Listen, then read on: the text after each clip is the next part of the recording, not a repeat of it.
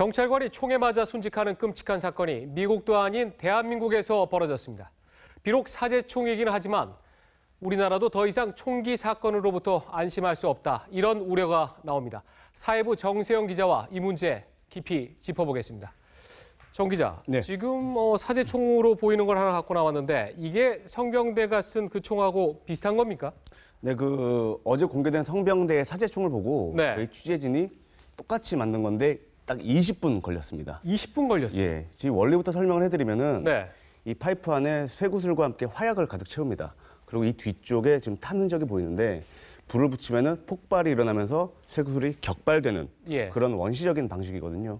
저희 취재진은 인터넷에서 이 예. 사제총 제조법을 보고 그대로 따라했는데 한 유명 인터넷 동영상 사이트에서 핸드메이드건 사제총 이렇게 검색을 하면은 무려 600만 건이 넘는 제조법과 설계 도면까지 나옵니다. 아니 다시 600건도 아니고 600만 건입니다. 600만 건이 나온단 말이에요. 예, 그렇게 많이 나오는데 네. 우리나라 사람이 만약에 그런 총기 제조법이나 설계 도면을 인터넷에 올리면 예. 2년 이하의 징역이나 500만 원 이하의 벌금형에 처할 수 있습니다. 하지만 현실적으로 외국에서 올라온 동영상을 모두 네. 막을 수는 없는 거죠. 네, 그 사제총을 제가 한번 볼까요? 아니 이걸 만드는데 20분밖에 걸리지 않고 또 실험까지 또 오늘 해봤는데 자 그러면 이제 대한민국도 이건 뭐 미국처럼 총기 사건이 발생할 가능성 이건 이제 훨씬 좀 높아지고 그러는 거 아닙니까? 그렇죠. 어제 성병대 사건으로 그런 우려가 실제로 많아지고 있는데요. 네, 이런 사제총뿐만이 문제가 아니라 예. 실제로 이제 외국에서 밀반입돼서 적발된 불법 총기가 올해만 250정 가까이 됩니다. 이런 추세면은 작년에 2배 이상 늘어날 수도 있는데 예, 이 문제는 이 상황이 이런데도 성병대가 어제 10발 넘게 쏠 동안 경찰은 너댓 발밖에 대응을 못했거든요. 예, 이 경찰 규정을 보면은 첫 발은 공실입니다. 그렇죠. 두 번째 발이 공포탄이고 세 번째 발부터 이제 실탄인데 그것도 허벅지를 조준을 해야 되는 겁니다. 물론 이제 총기 사고도 잇따르고 있고 사용을 엄격하게 관리해야 되는 건 맞지만 예. 이 어제 같은 긴박한 상황, 위급한 상황에서는 좀 더 강경하게 대응할 수 있는 대책이 있어야 되는 거 아니냐. 경찰 내부에서 이런 목소리가 나오고 있습니다. 예. 그러니까 처음에는 그냥 총을 아무것도 나가지 않고 두 번째 공포탄이니까 실탄이 나가기까지는 사실 한 2, 30초가 걸려버리는데 이건 뭔가 좀 문제가 있는 것 같아요. 총기 사용은 아주 엄격히 제한해야겠지만 유사시에는 뭔가 조치가 좀 신속하게 이루어져야 한다는데 공감합니다. 그런데 어제 많은 시민들이 놀란 게 성병대가 이건 뭐 헬멧도 쓰고 그리고 방탄복까지 입고 나오지 않았어요? 그건 우리가 좀 어떻게 봐야 됩니까?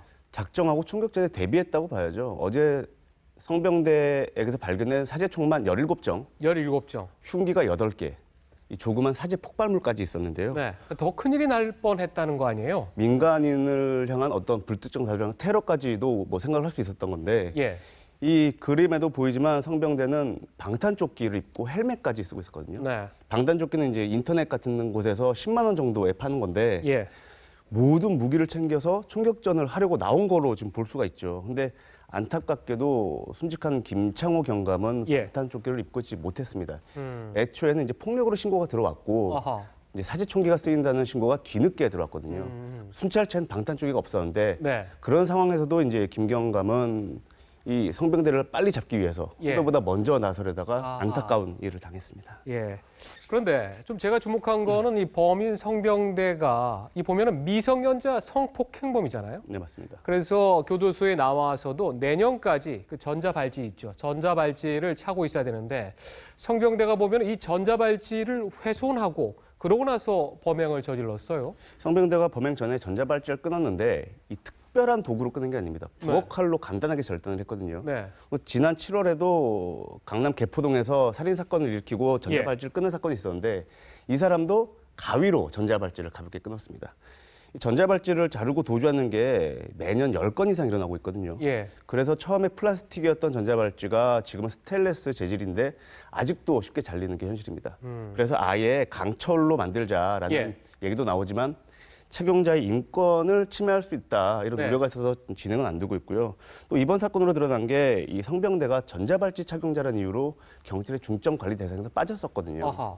그래서 법무부는 지금 뭐 신형 전자발찌를 개발한다, 뭐 대책을 마련하겠다고 하지만 이 국민들은 보다 실효성 있는 강력한 대책을 요구하고 있습니다. 예, 아니 이런 성폭행범의 인권은 중요하고 그것 때문에 벌벌 떨어야 하는 여성들의 인권은 이거는 생각을 안 하는 건지 저는 뭔가 순서가 좀 뒤바뀐 것 같습니다.